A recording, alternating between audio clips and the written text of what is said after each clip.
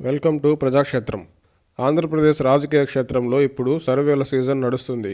ఇరుపక్షాల వైపు వేరువేరు సర్వేలు వస్తూనే ఉన్నాయి.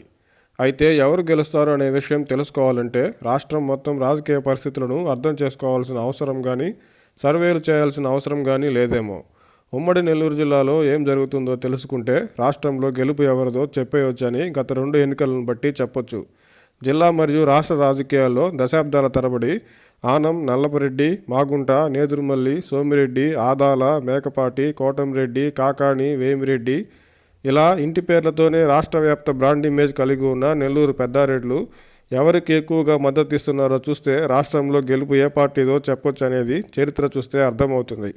నెల్లూరుకు చెందిన మాగుంట కుటుంబం ప్రకాశం జిల్లా రాజకీయాలలో ఉండడం, నేదురుమల్లి కుటుంబం సమకాలీన రాజకీయాల్లో కాస్త వెనుకబడ్డా మిగతా నేతలు అందరూ పార్టీలతో సంబంధం లేకుండా వారి పోటీ చేసే స్థానాల్లో గెలుస్తూనే ఉన్నారు.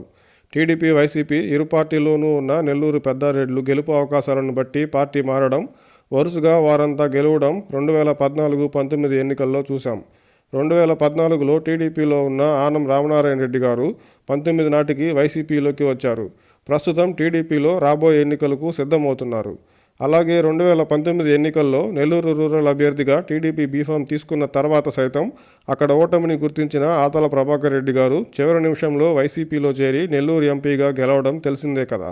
ఈ 2 సంఘటనలే చాలు సింహపురి నేతల రాజకీయ గురి ఎలా ఉంటుందో చెప్పడానికి.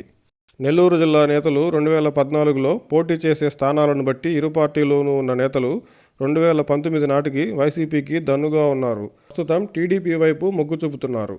ఇప్పటికే ఆనం రామనారాయణ రెడ్డి గారు, కోటంరెడ్డి శ్రీధర్ రెడ్డి గారు, మేకపాటి చంద్రశేఖర్ రెడ్డి గారు టీడీపీలో చేరడం జరిగింది. మాగుంట శ్రీనివాసరెడ్డి గారు సైతం టీడీపీలోకి రాబోతున్నారని ప్రముఖంగా వినిపిస్తుంది. ఏ నిమిషంలో అయినా నిర్ణయం తీసుకుని చక్రం తిప్పగల ఆదాల ప్రభాకర్ రెడ్డి గారు ఎలాంటి నిర్ణయం తీసుకుంటారో చెప్పడం కష్టం. నెల్లూరులో ప్రస్తుతానికి ఉన్న రాజకీయ పరిస్థితి నెల్లూరులోనే కాక రాష్ట్ర వ్యాప్తంగా టీడీపీ జనసేన కూటమికి అనుకూల పవనాలు వీస్తున్నాయని నెల్లూరు పెద్దారెడ్లు చెప్పకనే చెప్తున్నారు. ఇప్పటి వరకు ఉన్న చరిత్ర మళ్ళీ పునరావృతం అవుతుందో లేదా తిరిగి రాయబడుతుందో చూద్దాం.